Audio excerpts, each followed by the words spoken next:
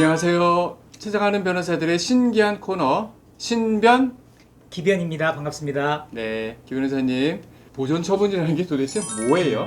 보존 처분을 쉽게 설명하면요, 일반적으로 우리가 가압류 가처분을 보존 처분이라고 합니다. 보존 처분은 우리가 채권자가 채권의 만족을 위해서 소송을 제기할 때 가장 먼저 법원에 가압류 가처분을 제기해서 나중에 본안 소송 강제집행 절차를 통해서 얻을 만족을 미리 동결시키는 그러한 소송을 가압류 가처분이라고 합니다. 그걸 통틀어서 보존 처분이라고 하죠. 지금 말씀하신 게 쉬운 설명인가요? 네, 뭐, 조금 더 나름- 쉽게 좀 해주십시오. 예. 네. 그러면은 가압류 가처분을 말씀하셨는데, 네.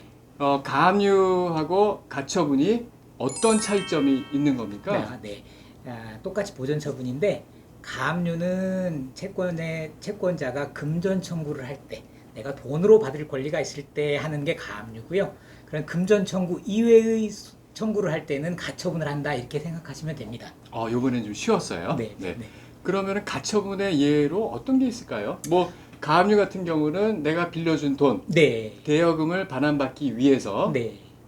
상대방, 네. 저놈이 갖고 있는 부동산을 내가 가압류한다. 네. 내가 받을 돈 가지고. 네, 네. 이건 이해가 되는데 네. 가처분의 예를 하나만 좀 들어봐 주시겠어요? 예. 예를 들어서 금전 청구가 아닌 것. 예를 들어서 제가 신변님에게 소유권을 이전받을 그런 청구권이 있습니다. 부동산에 관한, 예를 들어 아파트에 관한 소유권을 제가 찾고자 할 때 네. 이렇게 거부하는 신변님을 상대로 네. 제가 가하는 보존 처분이 가처분입니다.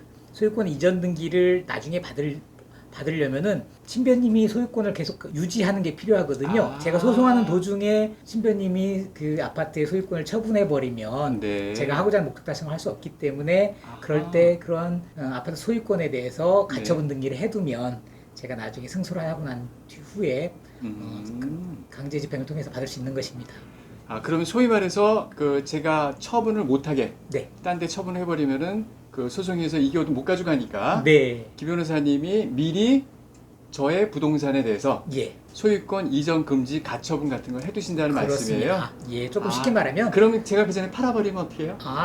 가처분 해놓으면 팔지를 못하는 건 아니지만 네. 어느 누구도 사려고 하지 않을 것입니다. 가처분이 돼 있으면은 결정되기 전에 팔아버리면요? 그러면 안 되죠. 그래서 미리 알지 못하게 미리 하는 게 보존 처분입니다. 네. 제가 모르는 사이에? 네, 그렇습니다. 네, 이것도 어떻게 설명 보면 필요하겠죠. 어떻게 보면 굉장히 약삭 빠른 그런 행동에. 약삭 바르지 않으면 권리 행사를 속하시네요? 할 수가 없습니다. 좋습니다. 네. 그러면요, 가압류하고 가처분을 할 때, 네. 조금 전에 말씀드렸듯이 뭐 부동산에 할 수도 있고, 네. 그 다음에 동산, 네. 뭐 자동차, 뭐 기타 뭐 이런 TV 이런 거 할 수도 있잖아요. 예. 예금 채권에 있는 돈도 할 수 있고, 그렇습니다. 네. 그런 것들이 어떻게 달라지나요? 신변님은 민사소송을 왜 한다고 생각하세요? 민사소송이요? 네. 제가 이기려고 하죠. 돈도 찾고, 네. 부동산도 가져오고, 네. 여러 가지 얻으려고 하는 거죠. 그렇습니다. 민사소송은 결국 내가 채권이 있는데 상대방이 내 채권에 응하지 않고 자신의 의무, 채무를 이행하지 않아서 결국은 쉽게 말하면 국가 권력을 이용해서 제가 뺏으려고 하는 겁니다. 뺏으려고 하는 게 뭐냐면 그 채무자의 재산을 강제로 뺏는 것입니다. 채무자를 뺏는 건 아니죠. 그래서 보존처분, 가압류 가처분도 결국은 강제 집행을 할 재산의 종류에 따라서 달라지는 것입니다. 예를 들어서 채무자가 소유하고 있는 재산이 아파트다, 부동산이라면 그건 이제 부동산에 대한 가압류를 하게 될 것이고요. 만약에 채무자가 가지고 있는 재산이 예금밖에 없다, 그러면은 예금 채권에 대한 가압류를 할 것이고, 만약에 보증금이라면 보증금 반환 채권에 대해서 가압류를 하게 될 것입니다. 그러면 지금 말씀하신 그 가압류나 가처분을 하려는 그 대상 물건, 그렇습니다. 거기에 따라서 그 가압류 가처분 신청서 내용이 달라지겠네요. 예, 당연히 달라지겠죠. 그 보존 처분이라는 것, 즉 쉽게 얘기해서 가압류 네. 가처분을 할 때 뭐 독특한 특징이 있다고 하더라고요. 네, 있습니다. 네. 크게 세 가지인데요. 신속성, 기습성, 그러니까 잠정성의 특징이 있습니다. 네, 하나하나 설명하자면 신속성이라는 건 본안 소송과 대비해서 보통 민사 소송이 1심 판결 선고까지 길게는 1년 가까이 걸리죠. 통상 1년 정도 그 정도 걸립니다. 걸리죠. 네. 그렇지만 가압류 가처분 경우에는 본안 소송의 앞서서 또는 본환송과 같이 병행해서 진행하긴 하는데 이건 아까 말한 대로 강제 집행하려고 하는 재산에 관해서 미리 현상을 동결하려고 하는 일시적인 성격이 있기 때문에 신속하게 이루어집니다. 예를 들어서 가처분의 결정을 가압류나 가처분의 결정을 받는 데는 한 2주 내지 3주 이상 소요되지 않고 빨리 끝나는 특성이 있습니다. 아, 그렇군요. 네. 그러면 어쨌든 원래의 소송, 네. 민사 소송은 시간이 1년 이상 많이 걸리니까 예. 그 전에 재산을 신속하게 잡아둔다. 예. 이런 뜻인가요? 그렇습니다. 그럼 빨리 뭐 해주겠네요. 속된 말- 예. 법원에서도. 네, 그렇습니다. 아까 말씀하셨듯이 한 1, 2주 정도면 결정해 줍니까? 그렇습니다. 아, 또 좋습니다. 특히 실무상으로는 네. 만약에 정말로 급한 경우에는 정말로 급한 보존 처분 장담하지 마세요. 네, 장담하지 장담하지 마세요. 재판- 최대한 빨리 받아본 게 며칠이신가요? 이틀 만에 받아본 적이 있습니다. 오, 네. 네, 지금 말은 못 들은 걸로 해주십시오. 네. 네. 재판부에 그런 사정들을 소명을 해서 재판부의 사정을 소명해서 빠른 시일 내에 가처분 가압류를 결정을 받을 수가 있습니다. 특히 요즘에는 그 전자소송 제도가 도입되잖아요. 네. 전자소송으로 하면은 조금 더 빨리 되지 않던가요? 아, 저는 좀 그런 경험이 있거든요. 당연하죠. 실무상. 당연히 오프라인 하는 것보다는 맞죠? 당연히 빠릅니다. 오프라인으로 하면 또 뭐 접수하는 시간, 그렇습니다. 그게 또 올라가는 네. 시간, 네. 판사님이 또 보시는 시간 있잖아요. 네, 그렇습니다. 전자소송 하면은 예. 바로 열어보신다라는 얘기가 있는데 맞죠? 예, 맞습니다. 아, 좋습니다. 네. 그 다음에 그 아까 두 번째 뭐 기습성, 네. 밀행성, 네. 이건 뭐 어디 뭐 무협지에 나오는 말입니까? 이 무슨 얘기예요, 네. 도대체? 아까 말씀드렸듯이 이 가압류 가처분은 네. 채무자가 알게 해서는 안 됩니다. 채무자가 알지 못하는 사이에 이 현상을 동결하고 처분하지 못하도록 묶어놓는 것, 은닉하지 못하. 네, 묶어놓는 것, 네, 묶어놓는 도망가지 것. 못해 묶어놓는 것. 네, 좋습니다. 네. 그렇게 묶어놓기 위해서는 상대방이 아는 순간에 은닉을 하거나 은닉을 시도할 가능성이 높기 때문에 채무자가 알게 되면 안 됩니다. 그래서 기본적으로 네. 가압류 가처분은 기습성 또는 밀행성이 있습니다. 음. 이건 결국 가압류 가처분의 결정도 채무자가 알지 못하는 사이에 채권자가 일방적으로 주도하는 소송이라고 봐도 무방합니다. 아, 그렇지 않으면은 결국에는 가압류를 하기 전에 아까 제가 말씀드렸던 것처럼 도망가 버릴 수가 있겠네요. 그렇습니다. 재산이. 그렇습니다. 그래서 기습적으로 해야 된다. 예, 그렇습니다. 이제 이해가 됩니다. 예, 네.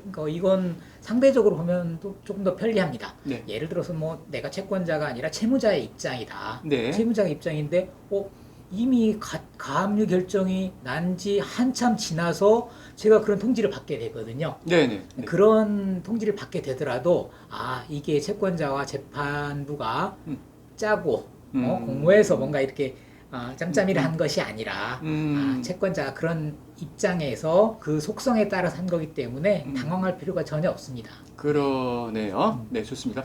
마지막으로 아까 잠정성이라고 또 그 특징을 얘기해 주셨는데 네. 그건 또 뭐예요? 잠정적이라는 것은 네. 종국적이라는 말의 반대입니다.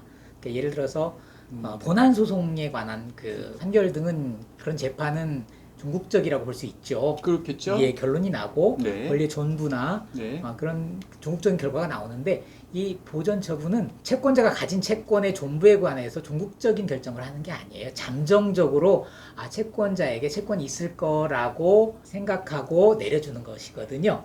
네. 알겠습니다. 네. 그러니까 임시적인 처분, 그렇습니다. 결정 이렇게 그렇습니다. 얘기하면 되겠죠? 네, 잠정적이고 임시적인 처분입니다. 그래서 혹시 네. 그 가압류나 가처분을 신청하면 네. 법원에서 결정을 내리기 전에 네. 그러면은 이걸로 인해서 만약 가압류 가처분 결정해 주는 건 좋은데 네. 그러면 채무자는 뭐야? 기습적으로 다 하는 거잖아. 예. 그러니까 그들한테 피해가 있을 수도 있으니까 예. 담보 제공해 이런 명령을 내리죠. 예, 그렇습니다. 그래서 이것 때문에 그렇게 네. 담보를 제공하게 하는 건가요? 그렇습니다. 채권자가 일방적으로 주도하는 것에 의해서 가압류 가처분 결정이 나기 때문에 추후에 신청한 채권자의 권리 없는 것으로 드러났을 때 채무자는 그 불측의 손해를 보게 됩니다. 채권자에 의해서 내가 알지 못하는 상황에서 내 재산이 동결되는, 묶이게 되는 이러한 손해를 보기 때문에 그러한 재산적 손해를 담보하기 위해서 재판부는 가압류 가처분 결정을 내리는과 동시에 네. 담보 제공을 요구를 합니다. 알겠습니다. 법원에. 그런 거를 공탁금 이렇게 얘기하기도 그렇습니다. 하죠? 일반적으로 공탁금이라고 하고요. 네. 부동산의 경우에 통상 주장하는 금액의 10분의 1 정도. 주장하는 금액은 내가 찾고자 하는 금액 네. 1억 원을 찾고자 한다 그러면은 네. 그거의 10분의 1, 네. 1,000만 원에 해당하는 거를 네. 공탁하면 되나요? 그렇습니다. 네. 근데 내가 가압류를 하고 싶은 게 네. 꼭 부동산만 있는 거는 아니잖아요. 예. 예금 채권도 있을 수가 있고, 예. 그 다음에 뭐 집에 있는 뭐 TV, 뭐 가재도 이런 것도 네, 네. 내가 가압류할 수 있는 거 아닌가요? 네, 네. 제가 아까 말씀드렸던 10%는 네, 담보금액 10%는 부동산 가압류의 경우에 예를 들은 거고요. 네, 방금 말씀하신 것처럼 뭐 채권에 가압류를 할 때는 담보금액이 10분의 1이 아니라 5분의 2로 늘어나고요. 네. 유체동산의 10분의 4죠? 예, 그렇습니다. 유체동산의 경우에는 5분의 4까지 늘어날 수 그럼 있습니다. 10분의 8, 80%나 공탁을 해야 돼요? 예, 그렇습니다. 그렇지만 이게 그 점 전부 다 좋네요. 현금으로 내라는 건 아니고요. 아, 대체적으로 네. 증권으로 낼 수도 있고 네. 부동산 가압류의 경우에는 대체적으로 담보금액 전부를 증권으로 보증보험 회사와 체결한 증권으로 가름할 수가 있습니다. 그럼 부동산의 경우에는 그 소위 말해서 공탁금을 100% 네, 보증보험 증권을 발급받아서 할 수가 있고, 그렇습니다. 그 다음에 그 예금 채권 같은 채권에 대해서 가압류를 할 때는 네, 반은 보증보험 증권, 네, 반은 현금 이렇게 하는 게 통상적이라고 말씀하시는 거죠? 그렇습니다. 예를 들어서 채권 가압류, 예금 채권에서 가압류를 할 때는 담보금액이 아까 5분의 2, 네. 40%가 나오는데 네. 그 중에서 20%는 현금으로, 네. 20%는 증권으로 낼 수 있습니다. 알겠습니다.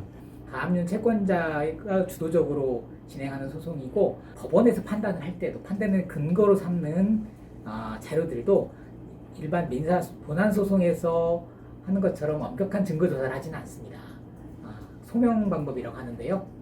굉장히 엄격하게 증명을 요구하지 않고 네, 간단하게 그냥 예. 어느 정도 증명 쉽게 조금만 해라 이렇게 해도 예. 될 수가 있다는 말씀인가요? 그렇습니다. 네. 예를 들어서 채권자가 대여금 청구를 하는데 그 차용증을 소명 방법으로 냈습니다. 네. 예를 들어서 본안 소송의 경우에는 그 차용증이 발행인의 진정한 의사에 의한 것인지 위조된 것은 아닌지 분명히 따져보지만 이런 그 가압류 가처분 절차에서는 그러한 절차를 진행하면 신속하게 이루어질 수 없기 때문에 채권자가 제출한 것이 진정한 것으로 간주하고 네. 판단을 합니다. 알겠습니다. 네, 그러면 그냥 자료는 조금만 준비하더라도 가압류는 가능할 수도 있다. 네, 나옵니다. 엉터리 가압류가 나올 수도 있겠네요. 그럴 수도 있습니다. 알겠습니다. 네, 자, 이상 신기한 코너 신변 기변이었습니다. 감사합니다. 감사합니다.